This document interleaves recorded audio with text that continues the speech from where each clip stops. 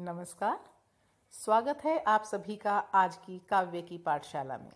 तो चलिए आज की काव्य की कक्षा में हम आगे बढ़ते हैं सूर्यकांत त्रिपाठी निराला की अगली कविता अट नहीं रही है की ओर। पिछली वीडियो में हम उत्साह के बारे में पढ़ चुके हैं, उसका भावार्थ शब्दार्थ सभी जान चुके हैं। अब पढ़ते हैं कविता अट नहीं रही है का सामान्य परिचय, फिर पढ़ेंगे कविता अट नहीं रही है। तो परिचय में कवि कहता है, पुस्तक में लिखा है, अट नहीं रही है कविता फागुन की मादकता को प्रकट करती है। कवि फागुन की सर्वव्यापक सुंदरता को अनेक संदर्भों में देखता है। जब मन प्रसन्न हो तो हर तरफ फागुन का ही सौंदर्य और उल्लास दिखाई पड़ता है। सुंदर शब्दों के चयन एवं लय ने कविता को भी फागुन की ही तरह सुंदर ललित बना दिया है। अब पढ़ते हैं शब्दार्थ, फिर करते हैं कविता का भावार्थ। वज्र तक तो जो शब्दार्थ हैं वह उत्साह से संबंधित थे। उससे आगे है अट अर्थात समाना, पाठ पाठ जगह जगह, शोभाश्री सौंदर्य से भरपूर। श्री का अर्थ भी सौंदर्य होता है, शोभा का भी। तो अत्यधिक सौंदर्य दिखाने के लिए शब्दों को पुनः प्रयोग किया गया है, उनका पर्याय रख दिया गया है। पट का अर्थ भी होता है समान नहीं रही है। तो अब बढ़ते हैं कविता की ओर कि कविता क्या कहती है। अट नहीं रही है आभा फागुन की तन सट नहीं रही है। कहीं सांस लेते हो घर घर भर देते हो, उड़ने को नभ में तुम पर पर कर देते हो। आँख हटाता हूँ तो हट नहीं रही है, पत्तों से लदी डाल कहीं हरी कहीं लाल, कहीं पड़ी है उर्मे मंद गंध पुष्पमाल, पाठ पाठ शोभाश्री पट नहीं रही है। तो इस कविता में, इस छोटी सी कविता में कवि ने फागुन के महीने में जो प्रकृति का सौंदर्य चारों तरफ बिखरा होता है, सारा का सारा इन थोड़ी सी पंक्तियों में समेटकर हमारे सामने रख दिया है। देखिए क्या कहता है कवि। अट नहीं रही है आभा अर्थात शोभा सौंदर्य, किसका? फागुन का। फागुन की तन, फागुन का उसने मानवीकरण कर दिया है कि मानो कोई पुरुष है, कोई व्यक्ति है, उसके तन में यह शोभा समान नहीं रही है। कि इतना अधिक सौंदर्य होता है फागुन के महीने में प्रकृति का चारों तरफ बिखरा हुआ कि मानो उसे कहीं जगह ही नहीं मिल रही है, समा ही नहीं पा रहा है। सट नहीं रही है का भी वही अर्थ है जो अट नहीं रही है अर्थात समा नहीं रहा है, कि फागुन का सौंदर्य कहीं भी समान नहीं रहा है। कहीं सांस लेते हो, अब मानवीकरण किया है तो जैसे मनुष्य सांस लेता है तो उसे लगता है जो फागुन का महीना है वह भी सांस ले रहा है। और ऐसा उसने क्यों कहा है? क्योंकि फागुन के महीने में जब हवाएं चलती हैं तो उसे लगता है कि जैसे हम सांस लेते हैं तो हवा को लेते हैं छोड़ते हैं, तो उसे भी यही लगता है कि फागुन में जो हवाएं चल रही हैं तो मानो वह सांस ले रहा है। कहीं सांस लेते हो घर घर भर देते हो, उड़ने को नभ में तुम पर पर कर देते हो। कि जब तुम सांस लेते हो तो वह सांस, उस श्वास की जो हवा है उससे हर घर भर जाता है। अर्थात जो सुगंधित महकती हुई हवाएं फागुन के महीने में चलती हैं वह हर घर के कोने कोने तक पहुंच जाती हैं और इतना खूबसूरत वातावरण हो जाता है, मोहक वातावरण हो जाता है कि ऐसा करता है कि उड़ने को नभ में, कि मानो हमारे पर पंख लग जाएं और हम आसमान में उड़ने लगे। कि मन इतना उतावला हो जाता है कि हम भी पंख लगाकर आसमान में उड़ने लगें। ऐसी कल्पना उसने क्यों की होगी? ऐसी यह है कि वह भरपूर उस सौंदर्य को देखना चाहता है कि प्रकृति के सौंदर्य का कोई भी हिस्सा उससे न छूटे, कोई अंश न छूटे। तो वह मन उसका प्रसन्न होकर मानो आकाश में उड़ने लगा है। एक तो यह अर्थ ले सकते हैं। दूसरा कि जब वह आसमान से देखेगा तो नीचे धरती पर जो प्रकृति का सौंदर्य बिखरा है वह उसे भरपूर निहार सकता है, कुछ उससे छूटेगा नहीं। तो इसके दोनों अर्थ आप ले सकते हैं कि मन बेहद प्रसन्न हो जाता है मानो आसमान में उड़ने लगा हो, या कि पंख लग जाएं और वह आसमान में उड़ने लगे ताकि सौंदर्य को भरपूर निहार सके। आँख हटाता हूँ तो हट नहीं रही है, कि अगर वह चाहे भी कि इस सौंदर्य से पल भर को आंखें हटा ले तो भी हटा नहीं पा रहा है। क्यों? कि आंखें हटाकर जिधर दृष्टि डालता है वही सौंदर्य वहाँ भी फैला हुआ है। अब वह वर्णन करता है कि प्रकृति में क्या क्या बदलाव आ गए हैं, कैसी उसे प्रकृति दिखाई दे रही है। पत्तों से लदी डाल कहीं हरी कहीं लाल, कि पेड़ों की जो डालियां हैं पत्तों से लद गई हैं, उन पर नए पत्ते आ गए हैं जो कहीं पर हरे रंग के हैं तो कहीं लाल रंग के हैं। कहीं पड़ी है उर में उर हृदय, तो कहीं मानो प्रकृति के हृदय में मंद गंध पुष्पमाल, मंद हल्की हल्की गंध खुशबू, पुष्प फूल माल माला, कि मानो कि प्रकृति में जो उसे चारों तरफ फूल खिले दिखाई दे रहे हैं, उसे लगता है कि मानो उसने अपने हृदय में हल्की हल्की सुगंध वाली फूलों की माला पहन ली हो। आप यहाँ फागुन भी कह सकते हैं कि फागुन का जो मानवीकरण हुआ है कि उसने फूलों की माला धारण की है, या प्रकृति का प्रयोग भी कर सकते हैं।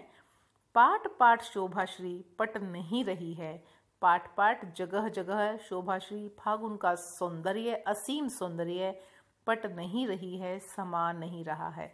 अर्थात जहाँ दृष्टि जाती है, जहाँ देखो वहीं वह सौंदर्य फैला हुआ है जो कि मन को बहुत भाता है। तो प्रकृति का जो असीम सौंदर्य चारों तरफ फैला है, इन थोड़ी सी पंक्तियों में, कुछ ही शब्दों में कवि ने कितनी खूबसूरती से हम तक पहुंचा दिया है। तो अब बढ़ते हैं प्रश्न अभ्यास की ओर कि प्रश्न में उसने क्या पूछा है। ये प्रश्न तो हमें करने ही हैं, साथ ही साथ इनसे जुड़े अनेक प्रश्न और बन सकते हैं जो किसी भी पंक्ति या शब्द से बनकर आ सकते हैं। जब हमने पढ़ा था रस के बारे में तो जाना था कि जहाँ उत्साह का भाव होता है वहाँ वीर रस होता है, और जहाँ सौंदर्य वर्णन होता है, प्रेम का वर्णन होता है, वहाँ श्रृंगार रस होता है। तो जो पहली कविता है उत्साह, नाम से ही स्पष्ट है उत्साह का भाव है, तो रस क्या रहेगा उसमें, वीर रस रहेगा। तो उत्साह के जो प्रश्न है, पहला प्रश्न है, कवि बादल से फुहार रिमझिम या बरसने के स्थान पर गरजने के लिए कहता है, क्यों? इसलिए कहता है कि फुहार रिमझिम या हल्का धीमे धीमे अगर बरसता है तो उसमें ताकत का, शक्ति का हमें अभाव लगता है, उसमें विनाश का सामर्थ्य हमें दिखाई नहीं देता। और कवि की इच्छा क्या है, नव निर्माण चाहता है। तो नव निर्माण के लिए जो पहला है उसे हटाना होगा, उसे हटाने के लिए, उसके नाश के लिए ताकत चाहिए। तो जो गरजना है, गरजने में उस शक्ति का, उस ताकत का एहसास होता है, इसलिए उसने फुहार रिमझिम की बजाय गरजने के लिए कहा है। आप इसे और विस्तार से लिखेंगे। दूसरा है, कविता का शीर्षक उत्साह क्यों रखा गया है। यह मैंने आपको पहले भी बताया था कविता पढ़ते समय। उत्साह का भाव, क्योंकि जब बादल आते हैं सबके मन में उमंग भर जाती है, चाहे वह किसान है, मजदूर है, कोई जीव है, पशु है, पक्षी है, मनुष्य है, और नया कुछ निर्माण हमें करना हो तो उत्साह से ही संभव है। इसलिए उसने कविता का शीर्षक रखा है उत्साह। वह सबको प्रेरित करना चाहता है, जागरूक करना चाहता है, समाज में कुछ नया निर्माण करना चाहता है, अवांछित को हटाना चाहता है। तो इन सब के लिए उत्साह का भाव अनिवार्य है, अतः शीर्षक भी बिल्कुल सटीक रखा गया, उत्साह। अगला, कविता में बादल किन किन अर्थों की ओर संकेत करता है, कि बादल हमारे लिए किस किस रूप में उसने प्रयोग किया है। सौंदर्य का उसने अर्थ दिया है कि बादल सौंदर्यवान है। दूसरा, उसमें क्रांति की शक्ति है, अग्रदूत है क्रांति का। उसमें विनाश का, वज्र जैसी ताकत है, शीतलता प्रदान करता है, नव जीवन देता है कवि की तरह। तो जो कविता में भिन्न भिन्न भाव अलग अलग दोनों छंदों में फैले हैं, वहाँ से हम ग्रहण करेंगे कि वह हमें जो तप्त धरा है उसको शीतलता देता है, कवि की तरह नया जीवन देता है। उसमें बिजली के सौंदर्य के साथ साथ वज्र की ताकत भी है। अगला प्रश्न है, इस प्रश्न को ध्यान से पढ़िए क्योंकि इस प्रश्न की पहली पंक्ति से ही प्रश्न बन जाता है एक, और उसी में उत्तर भी छिपा है। प्रश्न बनता है, नाद सौंदर्य किसे कहते हैं।